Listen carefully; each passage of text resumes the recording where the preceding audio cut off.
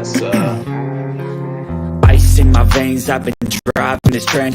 Years in this lane, there's no stopping this flame. Cause I came to the game and I changed it to play how I like, rearranged it to my domain. Yeah, I got what it takes, made lots of mistakes, taking shots, skipping breaks, feeling lost, feeling great, popping off, singing straight, never stopped, never changed. All the squad here to play, and I've got something to say, yeah.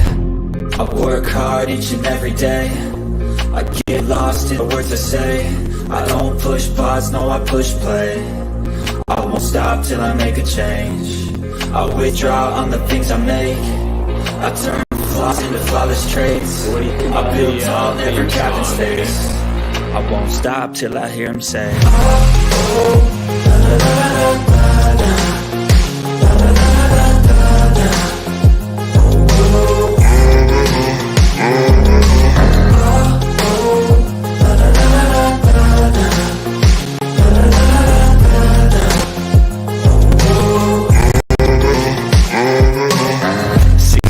and I'm up again. I got tired eyes, need a cup of blend. That's right, in the AM, that's my only friend. No light, just the sun coming up on the horizon. I lose track of time, yeah, I move fast and climb a new class divine. Yeah, I drew passion shines and I'm through passing time. I choose second time, you snooze half the time while I move passing by.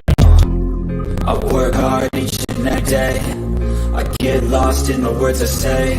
I don't push pause, no I push play. I withdraw on the things I make. I turn flaws into flawless traits. I build tall, never capped in space. I won't stop till I hear him say, all right. Thank you for joining in. Welcome. My name is Mfon Akpan, and I've gotten known as the professor. I am actually a professor of accounting professor, and I want to thank everybody for coming in and joining the show live. And we've got a special guest today. Hello. Matt is here. Good to be back. Thanks for having me. Hey, it is always a pleasure. If you notice, I've kind of upgraded a little bit. Yeah, it looks nice. I like the intro. Got the intro, got the video, got the things going. So, MattHaduoken, the man, the myth, the legend. If you could just do a little intro, and then we'll get into it. All right. Hey, everybody. I'm MattHaduoken. I post on TikTok, stream on YouTube, or I stream on Twitch, and I post videos on YouTube. Just an online content creator. Still a small one, but we're getting there. And I'm happy to be here to talk about more technology and possibly the future of where we're going. Yeah, I mean, and you said a small creator. You've had some videos go viral. Am I correct? Yeah, a couple times on TikTok. Sometimes I post on Instagram. They do all right there, but it's mainly TikTok where most of my views have been seen. Well, the theme of this, so speaking of that, and I appreciate you being modest about it. You've got some really great content. Why is the big theme is why is TikTok so popular? And wanted to get your take on that. And I think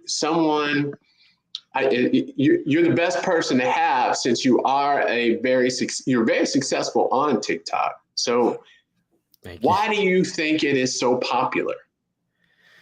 Well, most platforms are popular with the more freedom you give your creators. And even though TikTok doesn't have a very good way of, rewarding creators like monetarily for their content, it allows people to be very creative in just the content they can put out, with the use of music and dance trends and hashtags and your For You page specifically. It pushes a lot of people into spotlights a lot easier than these other platforms like YouTube and Twitch do. So it encourages more people to want to create on there because they see themselves as having a better shot to become, a content creator. Many people say these days that that's their ideal career in life is to become an online content creator, like they've seen many other people do on YouTube and Twitch. So I'd say it's definitely the freedom and the ease of use also, because you could just log on, look at a trending song, make a little video. Maybe it's an imitation video of something else that somebody did, or maybe you flip it into something that appeals more to your theme and your audience. And that's just what generates so much buzz on this app. Well, you said some good things because you mentioned Twitch, you mentioned YouTube. Do you think things are going to shift for TikTok? And to give you an example, before we got on the broadcast, I went live on TikTok. Yeah, I guess to kind of do a test. I went live on TikTok. I was on there for maybe 10 minutes, had 300 viewers. I've got a little over 1,000 followers on TikTok. I went over to Instagram and went live, same amount of time. I got 4 people coming in, and I've got 8,000 followers on Instagram. Yeah. Yeah, that's one of the big issues with those other platforms is they don't have their discovery features aren't as good as TikTok is, because TikTok has the For You page. So you can get easily over 100, 200, possibly even 1,000 viewers just because you appear automatically. They don't really get to decide what they want to see. It's based off of the algorithm, and the algorithm will pick what they should be seeing. And sometimes people don't know what they should be watching. So that's what the algorithm is there for. And that's why so many people are able to grow so fast on TikTok, is because it's not left to their own ability to search for their creators. So yeah, that's definitely why TikTok is so strong in creating new creators and having people's audiences blow up to numbers they've never seen before, because it's all done through their algorithm. So let me ask you this, and I know this is the big question. What's your secret sauce on TikTok? So you want the secret, huh? All right. Well, don't tell too many people about this, but it's basically you just take an idea that's already popular and you just tweak it a little bit, because you don't want to do a carbon copy of somebody else, because people already seen that before. They've already laughed. It's not going to hit the same. But you just take something that people might relate to. Relatability, that's a big thing. You have to be relatable. If nobody relates to you, then the jokes aren't going to hit the same. I'm sorry. Or if you're talented enough to the point to where you don't need to like take something popular, if you just have to showcase your skills, then get an editing software. There's apps out there like CapCut, which is free, and you can easily take videos, chop them up. You can add captions at the bottom. It's all done automatically. You just have to know where to find these features and upload it. And you'd be surprised how many times I've uploaded to TikTok and I thought, this isn't funny. And people have seen this a million times before, but I don't feel like putting in effort to write a script right now, so I'm just going to upload it and see what it thinks. And that'll be one of my most popular videos. And I'm just sitting there like, wow, it feels messed up at first, but I'll take it. So yeah, it's not too difficult. You just have to upload. If you don't upload, if you stuck too long in just the planning and this is what I'm going to do, and it's going to go like this, but you never actually execute, then you're not going to have an opportunity to grow. Every time you upload, that's a new shot you take at the basket, a new opportunity for you to blow up. So just be consistent, be relatable, and if you must, just follow what's popular.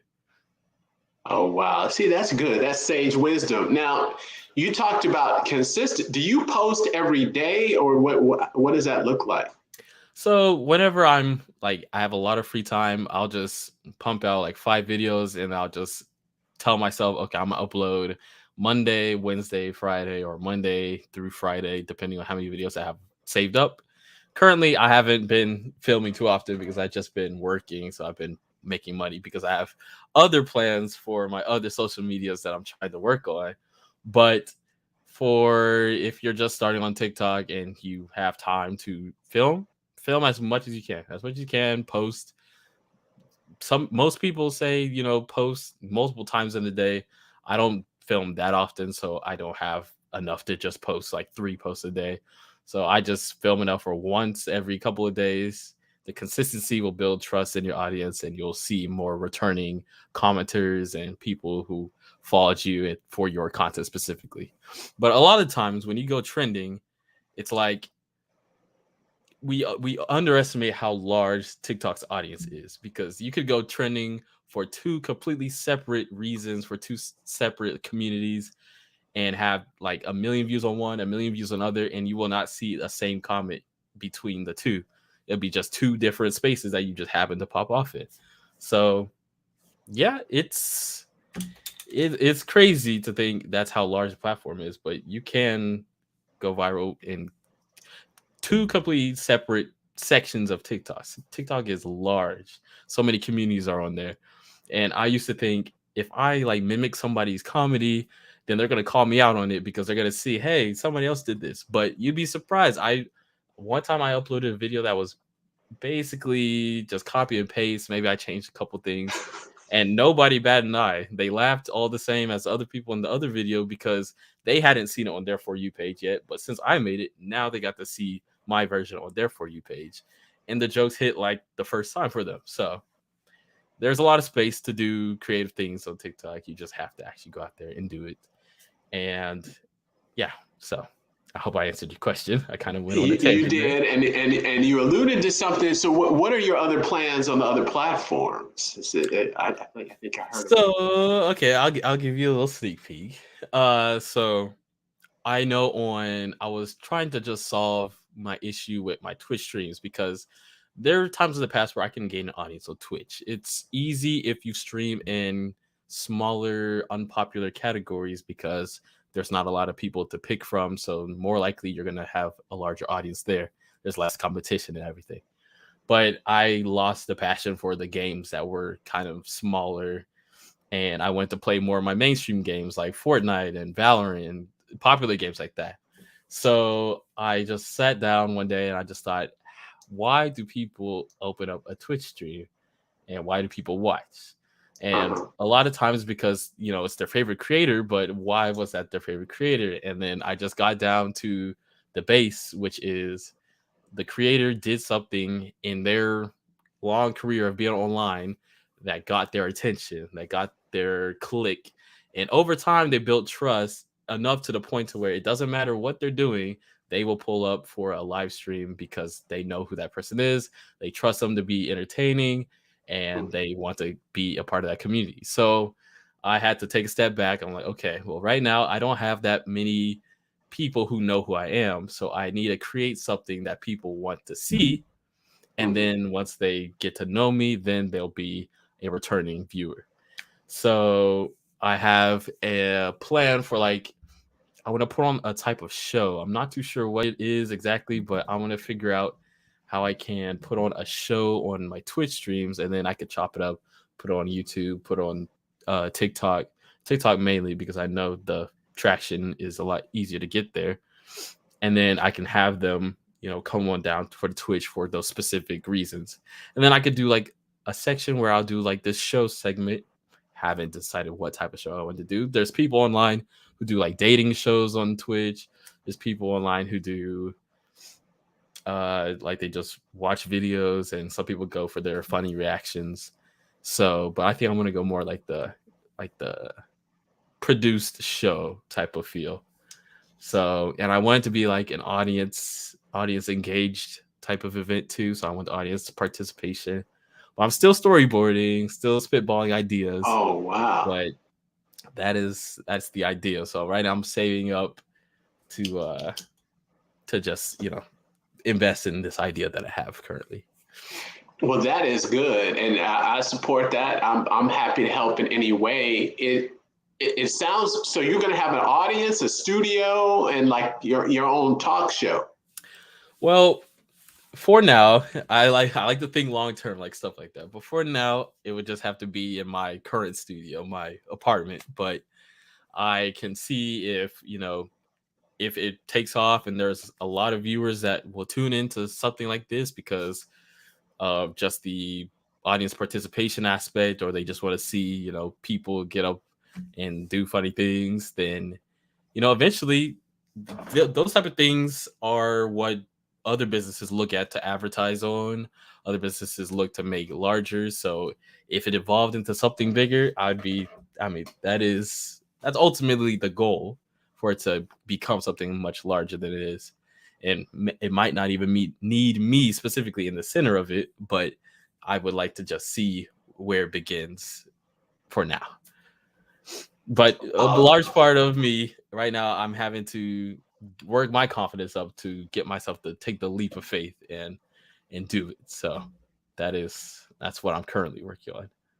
Oh man, well you got it, and that's great. It always takes just one step, and I think that's a good idea. You've got the personality, the persona, especially with the Twitch streams, and it sounds like you'll be able to repurpose the content across platforms. So that'll be great. I think it will work out. So definitely push forward with that.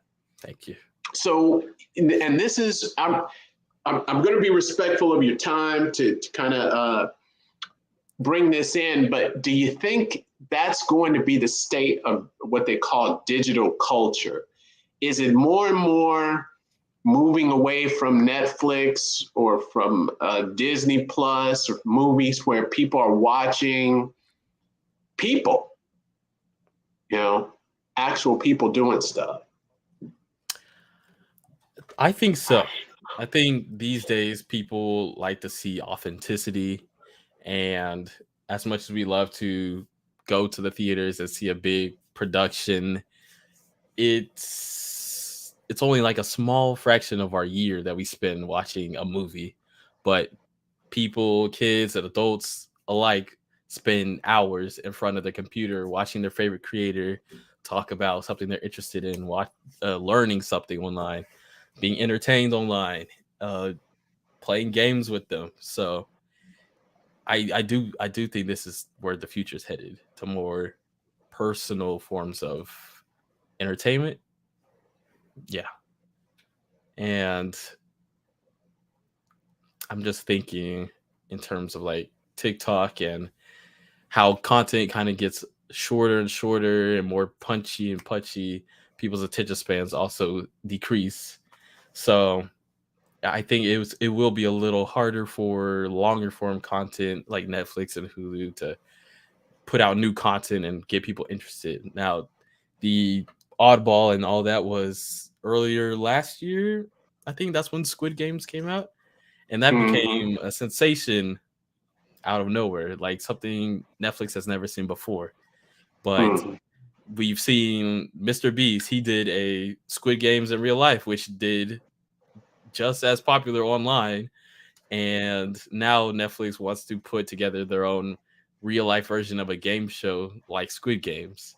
So we'll see how Netflix can compare up to a YouTuber, Mr. Beast.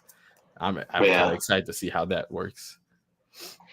Yeah, but it's exciting. We're just talking about comparing a YouTuber to Netflix. So, just having that conversation and being able to compare them, that's a huge step.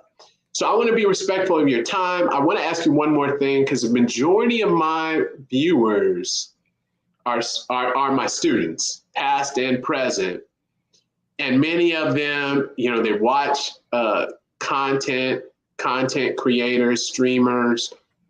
If they're looking to get into it and to do it, what would you advise them? What wisdom would you do to encourage them?